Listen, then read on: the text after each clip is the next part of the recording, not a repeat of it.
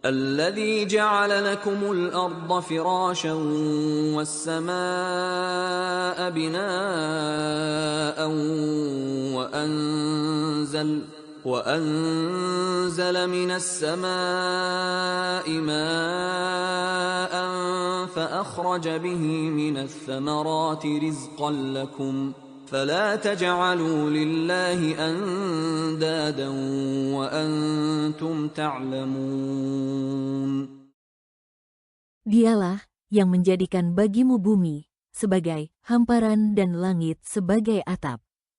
Dan Dialah yang menurunkan air, hujan, dari langit.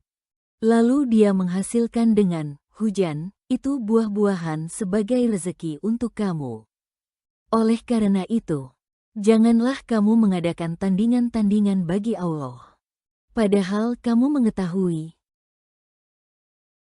sesungguhnya Dialah yang dengan kekuasaannya menjadikan bumi sebagai hamparan bagimu sehingga layak dan nyaman untuk dihuni. Dan menjadikan di atas kamu langit dan benda-benda yang ada padanya sebagai atap. Atau sebagai bangunan yang cermat, indah, dan kukuh. Dan Dialah yang menurunkan sebagian dari air, yaitu air hujan, dari langit yang menjadi sumber kehidupan. Lalu Dia hasilkan dengan air itu sebagian dari buah-buahan sebagai rezeki untukmu. Karena itu janganlah kamu mengadakan tandingan-tandingan bagi Allah yang telah menciptakan sedemikian rupa dan telah memberimu rezeki. Padahal kamu dengan fitrah kesucian yang ada dalam diri mengetahui bahwa Allah tidak ada yang menyerupainya. Tidak ada sekutu baginya. Dan tidak ada yang memberi rezeki selainnya. Maka janganlah kamu menyimpang dari fitrah itu. وَإِن كُنتُمْ فِي رَيْبٍ مِّمَّا نَزَّلْنَا عَلَىٰ عَبْدِنَا فَأْتُوا بِسُورَةٍ مِّن مِّثْلِهِ وَادْعُوا شُهَدَاءَكُم مِّن دُونِ اللَّهِ إِن كُنتُمْ صَادِقِينَ.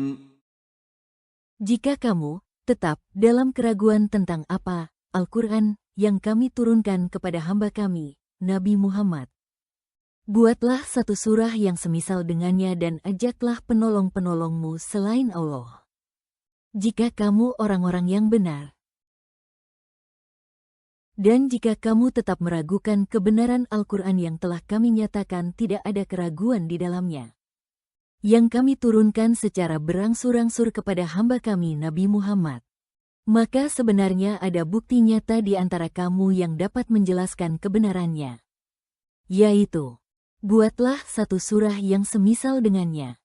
Baik dari segi sastra, kandungan hukum, nilai-nilai moral, maupun petunjuk lainnya yang ada dalam Al-Quran. Dan ajaklah penolong-penolongmu selain Allah untuk membantumu dalam menyusun yang serupa. Kamu tidak akan mampu melakukan itu. Ini semua hendaknya kamu lakukan jika kamu menganggap dirimu sebagai orang-orang yang benar pernyataannya bahwa Al-Quran hanyalah karya buatan Nabi Muhammad. فَإِن لَّمْ تَفْعَلُوا وَلَن تَفْعَلُوا فَاتَّقُوا النَّارَ الَّتِي وَقُودُهَا النَّاسُ وَالْحِجَارَةُ أُعِدَّتْ لِلْكَافِرِينَ. Jika kamu tidak mampu membuatnya, dan pasti kamu tidak akan mampu membuatnya, takutlah pada api neraka yang bahan bakarnya adalah manusia dan batu yang disediakan bagi orang-orang kafir. Jika kamu tidak mampu membuat surah yang serupa dengannya, dan kamu pasti tidak akan mampu melakukannya, sebab hal itu berada di luar kemampuanmu sebagai manusia, maka takutlah kamu akan api neraka dengan memelihara diri dari hal-hal yang dapat menjerumuskan kamu ke dalamnya yang bahan bakarnya manusia yang ingkar, kufur dan batu yang berasal dari patung-patung sembahan dan lainnya, yang disediakan bagi orang-orang kafir dan setiap orang yang bersikap seperti mereka, yaitu menutupi kebenaran tanda kekuasaan Allah. وبشر الذين آمنوا وعملوا الصالحات أن لهم جنات تجري من تحتها الأنهار كلما رزقوا منها من ثمرة رزقا قالوا هذا الذي رزقنا من قبل وأتوا به متشابها ولهم فيها أزواج مطهرة وهم فيها خالدون. Sampaikanlah kabar gembira kepada orang-orang yang beriman dan beramal saleh bahwa untuk mereka disediakan surga-surga yang di bawahnya mengalir sungai-sungai. Setiap kali diberi rezeki buah-buahan darinya, mereka berkata, inilah rezeki yang diberikan kepada kami sebelumnya. Mereka telah diberi buah-buahan yang serupa dan di sana mereka memperoleh pasangan-pasangan yang disucikan. Mereka kekal di dalamnya. Dan jika demikian balasan yang akan diterima oleh orang-orang kafir, maka tidak demikian halnya dengan orang-orang yang beriman. Surga yang nyaman dan indah adalah tempat bagi mereka. Sampaikanlah kabar gembira yang menenteramkan jiwa kepada orang-orang yang beriman kepada Allah, Rasul, dan kitabnya tanpa keraguan sedikit pun, dan berbuat amal-amal kebajikan, bahwa untuk mereka Allah menyediakan di sisinya surga-surga dengan kebun-kebun yang rindang dan berbuah, serta istana-istana yang menjulang tinggi, yang mengalir di bawahnya sungai-sungai. Setiap kali mereka diberi rezeki oleh Allah berupa buah-buahan dari surga, mereka berkata, inilah rezeki yang serupa dengan yang pernah diberikan kepada kami dahulu. Mereka telah diberi buah-buahan yang serupa dari segi nama, bentuk, dan jenisnya, meski rasa dan kelezatannya jauh berbeda. Dan di sana mereka juga memperoleh pasangan-pasangan yang suci, tanpa cacat dan kekurangan sedikit pun. Mereka kekal hidup di dalamnya untuk selama-lamanya, tidak akan pernah mati, dan tidak akan pernah keluar darinya. إن الله لا يستحيي أن يضرب مثلا ما بعوضة فما فوقها فأما الذين آمنوا فيعلمون أنه الحق من ربهم وأما الذين كفروا فيقولون ماذا أراد الله بهذا مثلا يضل به كثيرا ويهدي به كثيرا وما يضل به إلا الفاسقين. Sesungguhnya Allah tidak segan membuat perumpamaan seekor nyamuk atau yang lebih kecil daripada itu. Adapun orang-orang yang beriman mengetahui bahwa itu kebenaran dari Tuhannya. Akan tetapi, orang-orang kafir berkata, apa maksud Allah dengan perumpamaan ini? Dengan perumpamaan itu banyak orang yang disesatkannya. Dengan itu pula banyak orang yang diberinya petunjuk. Namun, tidak ada yang dia sesatkan dengan perumpamaan itu, selain orang-orang fasik. Allah sering membuat perumpamaan untuk menjelaskan kebenaran dan hakikat yang luhur. Dengan bermacam makhluk hidup, baik kecil maupun besar. Orang-orang kafir mencibir ketika Allah mengambil perumpamaan berupa makhluk kecil yang dipandang remeh seperti lalat dan laba-laba. Di sini dijelaskan sesungguhnya Allah tidak merasa segan atau malu untuk membuat perumpamaan bagi sebuah kebenaran dengan seekor nyamuk atau kutu, yang sangat kecil atau yang lebih kecil dari itu. Kendati kecil, belalainya dapat menembus kulit gajah, kerbau, dan unta, dan menggigitnya, serta menyebabkan kematian.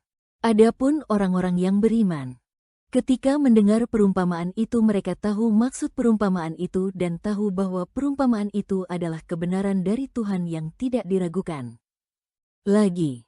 Tetapi sebaliknya, Mereka yang kafir menyikapi itu dengan sikap ingkar dan berkata, "Apa maksud Allah dengan perumpamaan yang remeh ini?" Allah menjawab bahwa perumpamaan itu dibuat untuk menguji siapa di antara mereka yang mukmin dan yang kafir. Oleh karenanya, dengan perumpamaan itu banyak orang yang dibiarkannya sesat, karena mereka tidak mencari dan menginginkan kebenaran. Dan dengan perumpamaan itu banyak pula orang yang diberinya petunjuk karena mereka memang mencari dan menginginkannya. Tetapi Allah tidak akan menzalimi hamba-Nya, sehingga tidak ada yang Dia sesatkan dengan perumpamaan itu selain orang-orang fasik yang melanggar ketentuan-ketentuan agama, baik berupa ucapan maupun perbuatan.